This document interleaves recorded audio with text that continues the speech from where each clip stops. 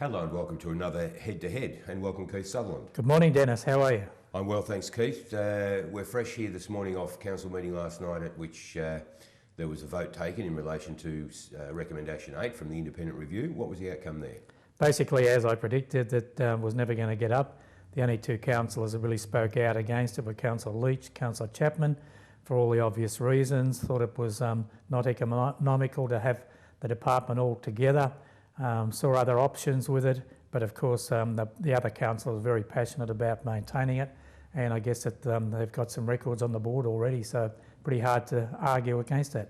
It's hard to argue against the figures I saw. I can't remember them exactly now, but say for example there's 129 submissions put in favour of retaining it the way it is. As opposed to 8 that were against it. Exactly. So I don't know, I haven't spoken to Ted Coleman and people like that at this point, but you would have to wonder how anyone could then say, oh well, it's something that we continue to have a crack at. The other thing I noticed was there was a written petition put in as well with several hundreds of signatures. 700 and something signatures, yes. Yeah, but what I found interesting about that was that say 400 or 300 and something of them were from Bendigo. I failed to see where the others would come from and why anyone outside Bendigo would have an interest. They were arts lovers across Australia that supporting the arts in Bendigo, said that Bendigo is now on the map with the arts calendar, of course, and there's lots of things, but I will put that proposition to Colin Burns, an avid council watcher on the Pointy End program this morning, so that'll be interesting. Well, you'd have to think, I would have thought anyway, and I'm preempting what anybody else might say here, but I would have to look at something like that and say, unless they're ratepayers living in they might be living in Sydney for family reasons or whatever temporarily, but unless they're ratepayers, their petition shouldn't carry any weight at all, I wouldn't have thought. But that's been the petitions in the past, mosque and all sorts of things that have been all over Australia and all over the world, in fact, some of those people. So I guess that you can't restrict it to that, and that's what petitions are. Yep. And I agree with you, it probably should be stuck to ratepayers because at the end of the day, they're carrying the can for the finances. Well, you can imagine how ridiculous it would be if you had 1 million people in Australia saying, hey, look, we think it'd be fantastic to have this nudist colony smack bang in the middle of Axdale. Do you want to be part of it? Well, we think it's a great idea. Well, the sheer weight of numbers say, right, Bendigo's going to have to pay for that and the ratepayers have got to wear it. That's where I see it as quite incongruous, really. It is. Unfortunately, council make that judgment on those sorts of issues. But it'll be interesting to hear what Colin's got to say about it. The only other thing I would say about it too, Keith, is and this has been such an ongoing saga now, we've had Ted Coleman in, we had George Flack in, both of whom and yourself put submissions in, and in relation to the budget, draft budget as well, but recommendation 8 in particular, it seems to me that we have an independent review suggests that this is a good idea as an external way of checking and balancing the performance of our elected officials and councillors and in terms of the executive, so the staff. But it's a wonderful thing to have an independent review come up with a whole lot of recommendations. To then hit it on the head, be hit on the head by the very people that it's being asked to review, would seem to me quite, I can't get my head around that one either. I would have thought at the very least last night what they might have said is, look, we take on board what the independent review has suggested in relation to recommendation 8, and if there is the potential for ratepayers to save substantial dollars here in that area by doing what's been suggested, we're prepared to study that by having a group of people physically look at the best ways to make that happen.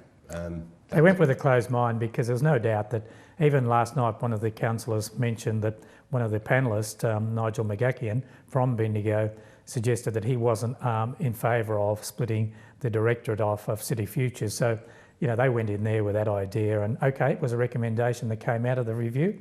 It's now been knocked on the head. I think they have to move on, so less debate on it now. Fair enough. The other thing that's got a lot of people talking at the moment is the marriage equality, so-called, in terms of... what do you mean so-called? Gay marriage. Well, my view is it's been hijacked currently in the last 48 hours anyway by Bill Shorten and Tanya Plibersek, jumping on the front foot, seeing it as a populist view, the position they've taken, to look like that Bill from opposition benches is driving the agenda federally. To me, I think it's a bigger issue than that. So that's what I'm suggesting to you. Not my opinion, because I think it's been on the agenda. Tanya Plibersek has been talking about this, has many members of the Labor Party, as has many members of the opposition, but they're not allowed to. Talking and not doing anything. Yeah, they were in but government for Dennis, long and they didn't do anything. You say the last 48 hours was Bill Shorten and Tanya Plibersek coming on. And I agree that Bill was perhaps jumping on the front foot by saying, all right, we're going to have this, we'll put it to Parliament. What's happened overnight? Tony Abbott has now come out in favour of saying that it can't be one-sided politics. So he's very nervous that 70% of Australians want marriage equality. Even Alan Jones, the most conservative of all politicians, has come out yesterday. Very interesting conversations around that when he was asked all sorts of questions about it. But anyway, I won't go there. The issue is marriage equality. It's long overdue. The fact that Ireland have had their vote in favour, 64%, and about 70% of Australians want it. Tony Abbott has come out and said, well, it shouldn't be hijacked by a political party. Exactly, it should be the Parliament take control of it. So maybe it's going to happen. Maybe it'll be on the agenda in August. But he's been left screaming to the altar. Fantastic row sketch in today's paper, a cartoon of Tony Abbott being dragged along to the altar to have this, and I think he has been caught with his pants down on this one. You're full of cliches this morning. When you said Tony Abbott's come out overnight, I held my breath, but he's come out and... He's come out in saying that it shouldn't be hijacked by one-sided politics. It's a political action, and the Parliament should. So he is the one that's being kept in the background, said no, no, no, and the same as the boats, nope, nope, nope. And that's been his position for a long time. So it's him that's changed tact overnight because he knows this is a populist vote, and if he's not seen to be progressive, he's going to be left behind, and he should be left behind because it's an issue that's well overdue, and Australians should have voted on it years ago. So you're not suggesting for a minute that Abbott's ability to be able to acknowledge that, yes, he needs to change position is a sign of strength in leadership terms? We'll leave that one anyway. I suspect not. I suspect not, that's right. Is it something, Keith, that needs to be decided in Parliament, or is it something that you would put to a referendum out here in the community? I don't think so. I think it's a parliamentary thing that changes the Marriage Act, and that's what it has to do. So why should it go to a referendum? They pretty much know that the vote's going to go 70% or thereabouts. You go through all that amount of money to decide which way it's going to go. And I think it's millions of dollars to decide. The Parliament makes a decision on the Marriage Act, so why shouldn't the Parliament then vote on it? They are represented electorate. They are represented by the people, I should say, in their electorates, and most of their electorates, and you go through, most of the politicians have surveyed. Even the former Speaker came out last night and said, I surveyed my electorate in 2010 and they wanted marriage equality. So the Parliament shouldn't decide, not a referendum, which is a waste of money. I must admit, my own view is I think a lot of noise around what's happening in Ireland. I think it's got nothing whatsoever to do with what happens here. Why isn't it? Because that's a worldwide phenomenon, that we want equality now in marriage. And it's not about man and a woman anymore. That's history, because the world has moved on. It's whoever you love them for whatever reasons, whether it's male, female, who cares? It doesn't matter as long as you love somebody. I share that view, Keith, but where I drift away from that position to a point is my concern is around kids, because I think marriage, the way that it is to me, has always been that protective umbrella for children. And it still can be. Well, it can be, but will it be? And I think it's not enough now, even in the heterosexual environment that we have now. Domestic violence is on the radar. I mean, I think I've only seen the last 24 hours something like 5 women killed in domestic violence situations already in the last, I think it was about That's got nothing to do with this debate, though. Well, it has, in the sense that I think where society is so focused and so full of energy and beans to all be waving flags and standing up for individual rights for what I would term the adult population, I think the overlooked population is children. And I think that more focus needs to be put on that. Now, if this can be achieved, if they can have so-called marriage equality between heterosexual and the gay community, if they do that in a legislative sense, then so long as there's a follow-through then to protect children in the sense that they're not left the way they are today. I think you're seeing a point here. We should be protecting children anyway for family violence. Yeah. No question about that. And there should be more money. Unfortunately, the federal government has taken money out of that. And then we've got the Australian of the Year, Rosie Batty, out there talking about things, but there's been money pulled from it. We should be protecting those people and children in family violence. What's going on in Ballarat at the moment. Well, it's disgusting, some of these things. That's right, that is. Looking at another, we're talking money just for a moment. I was interested to see council through 400,000 odd roughly at the Ned musical. Have you seen the musical? I haven't seen it. I haven't, but everyone's talked about it. It's come out with rave reviews, and it's fantastic for Bendigo, because you've got to look at it not just as the musical. What's happened, and I was lucky enough to be at the Ullenborough Theatre on Tuesday, and a lot of the students from the senior high school made some of the props for it. So we're going to have a fantastic arts culture in Bendigo that's grown out of that magnificent theatre we've got. I'm not sure if that amount of money is right, $300,000-400,000 to promote that's it. what's been reported, yeah. If it's break even and they make a small profit out of it, I think it's also put Bendigo on the map. Who knows where Ned's going to go from here? I went to the Lion King on Saturday night in Melbourne, and one of the main artists there was from Bendigo, a Bendigo person. Oh. So the arts culture has now permeated in this community worldwide, and I think it can only grow from what we've got with the theatre, the high school students, that they'll probably be inclined to go there. So I'm not trying to defend the 400,000 because that's a lot of money. It's a lot of money on top of, and I suppose we're having this conversation, Keith, the day after or the morning after councils voted to ignore the independent review recommendations to look at trying to cover costs better in the City Futures Directorate.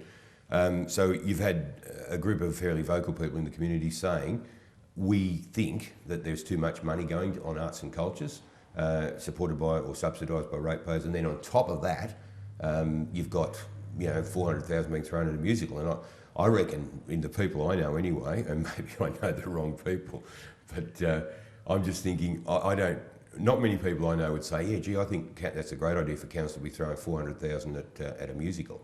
They wouldn't have seen that as the role of council. And that's probably true, that they would look at where their rates are going, whether it's value for money. Saying, yeah. And it was interesting, one of the questions earlier in the night was to ask about have they got a break-even point at this one? And of course, as Stanley Akos, director involved in this, said it'll be several months. And the CEO said, well, of course, we will try and come back to you. The Mayor suggested in 3 months' time, we'll give you an evaluation of what it really did cost and all of that. So there are spin-off effects for Bendigo. It puts us on the map for tourism. It's not just one event, it's the whole promotion of what Bendigo is doing. So I think that we're going to try and weigh that up, and you can't just say one part of it is not bringing people to Bendigo. So I think it is. And we've got to utilise the theatre because we've got this magnificent presence there. And I was lucky enough to be at morning tea with David Thodey. I'm name dropping this morning. I don't mean to be, but he was so impressed with that theatre. Wants to come back later in the year when they've got the ballet here in Bendigo. So they're the sorts of points. And when we've got an advocate like him speaking about Bendigo, it's not just about Ned, it's about all these other things that the media pick up on. And that's the promotion that they get from that is just enormous. As happened with the block, Jimmy Possum, that was probably hundreds of thousands of dollars of promotion by having them there. And you can say the same thing about Ned, in my opinion. So it may be 400,000, but an indirect thing, it's the multiplier effect 2.25 times. Did we get $1 million of publicity out of it? Maybe we did, I'm not sure. I got a rough idea what your response will be to this one, Keith, but Jacinta Allen's issued a press release indicating that a study into regional transport to develop a strategy rather than, and they're talking over 20, 30 years. I have to say, and I'll probably surprise you now, I think it's a great idea. Wow. About time that somebody took a 20, 30-year view on transport in regional areas. I mean, so often, and references made to that in the release, that so often they're band-aids applied where suddenly somebody says, well, hell, we've got a new suburb popped out here, it's suddenly gone bang, and somebody's whacked a school in the middle of it as well, but it's 20k from town. There's no rail, there's no bus network. We'll throw a bus on, well, suddenly you've got school crossings at 40k, it's a total schmozzle the way it is now. So I personally think that's refreshing. Do you see that having any great impact on Bendigo? I mean, you and I have talked before about the need, I believe, for people in this community to be looking at a ring road now. Should have been looking at it 20, 30 years ago, should be looking at it now. Well, I totally agree with that because I'm old. Can't have that for a minute. No, but I'm very old, and 40 years ago I worked with solicitors, and there was a transportation study that had a ring road round Bendigo, and any property that was affected by that, the purchaser had to be told that this could be on the agenda. Now imagine if we had have done that 40 years ago, even the Brian Baru was to go in that ring road. But of course, nothing ever happened. No one purchased the properties, Vic Roads or whatever it was called back then, Country Roads Authority, I think it was. Nothing happened. Council didn't have the foresight to implement it. 40 years later, with more transport, the population's probably doubled or whatever it may have done in that time. So it's absolutely critical that we do something now. But Having said that, Dennis, last time they came up with a ring road around Bendigo, if you remember the outcry in Quarry Hill, where they're going to acquire lots and lots of properties, and all of a sudden everyone kicked up. No, it's terrific to have it, but don't have it along my road where my house is going to go. So it's too late for this now. The horse is bolted. And I think that's the point, Keith, and therein lies the main problem today, that there's a reluctance to undertake any strategic planning or, put a fingerprint out there and say, right, this is what we plan for 20, 30 years down the track, for fear of having all those people offside. And therein lies the problem. Whether you're a politician or a councillor, no one wants to be on that side of the fence, really. But unless somebody does that, I hate to think, if we're in the mess we are now, around school times in particular in this city, if we're in the mess we are now, I hate to think what it's going to be like in 20, 30 years' time. But my own view would be on the last transport strategy, it wasn't really a ring road anyway, to run it through inbuilt or inner suburban streets. You're talking more out Stratford, say around Tannery Lane, to run the Calder back through, to pick up the Mackay and then through to the Midland. I mean, it has to be something on that scale, and you're affecting a lot less people because a lot of that is either rural or 10, 20 acre blocks out there at the moment. But yeah, I think we've talked before about the need for Bendigo to get on the front foot and say, have the hand up for the next federal or state election when people in Canberra and Spring Street are throwing buckets of money at noisy communities. Bendigo needs to be noisy and say, well, we believe we need this and we need to provide for it now, 10, 20, 30 years down the track. That's where the future lies, I think. And that comes back to what's our priority, and we've talked about this before. Is it the airport? Well, they got $5 million. Is it the pool? And then Joe goes and gives half of $8.8 million to extend or delete half a metre of pool. Ridiculous stuff. So, we need to have a strategy. What are the major things that we require? And I think it's an indictment on council that we really haven't come up with some of these things. We've got 18 months, not even 18 months, to the next federal election. I guess Bendigo's not a swinging seat anymore. If you're a swinging seat, 18 months too. Well, that's right. Could possibly be sooner, and because you've talked about the obstinate Senate, I don't. So if we don't have some priorities to go to the federal election with, because we've got to wait 3.5 years for the state election, but we've got to have these priorities. We've got to have this debate now, and I think the community should be talking. You and I should be coming up with our top 5, Dennis. Absolutely. Talking the early election, probably one of the most obvious triggers now, I would think, is the statesman-like. It was almost like watching Caesar when I saw Bill Shorten in Parliament talking about the marriage equality and the need to put that on the agenda. It may well be there's a groundswell of opinion amongst voters out here to say, look, we have a potential Caesar in the making here. Let's have an early election and give the man his rightful little crown. So we'll watch that space. Yeah, I don't think there'll be an early election, but maybe there will, because at the moment the Prime Minister is running high in the polls. It's only 49-51 against him at the moment, and 2% is nothing when it comes to an election. He's got some populist views now with the marriage equality. There's other things that are coming on. The budget, as I said, is a third-year budget coming as a second year. So they will go to the election prior to the next budget that's due in May. They'll have to, because they've given away all the goodies at this one.